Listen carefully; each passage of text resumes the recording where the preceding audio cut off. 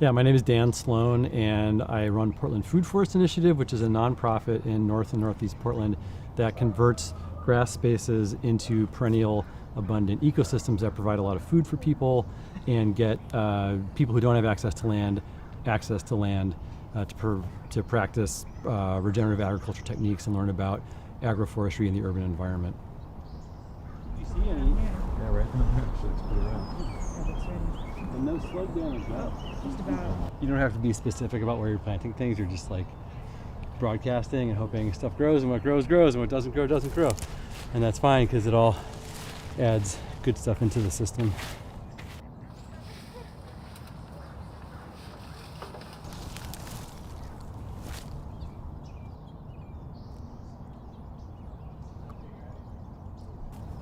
On site in situ, it's just it's like how you're trying to mimic a forest ecosystem, because in the forest, all the plant stuff just falls on the ground and creates fertility in place, and that's what we're trying to mimic by having all these different layers of plants and having wood chips on the ground, having the deep mulch.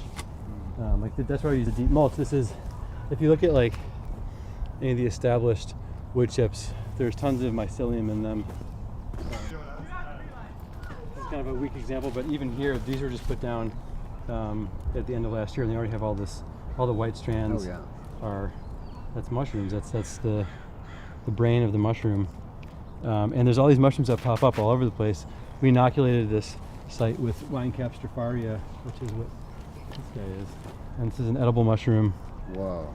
This has been, so it's already a little, it's young, but it's been maybe nibbled on by some slugs. But they're edible. They're not like the best mushroom, but they're definitely edible. And they just take over the site entirely. They just like spread everywhere. The mycelium goes through every single wood chip eventually, and it breaks it down. And so these are essentially the wood chips. These are the mycelium metabolizing the wood chips into the fruiting body.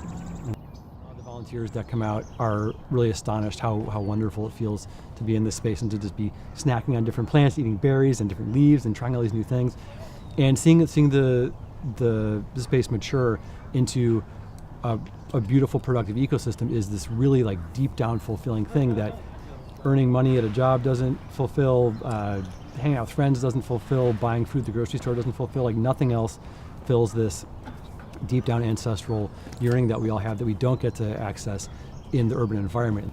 So much deadening banality to the urban environment, and this is the antidote to that.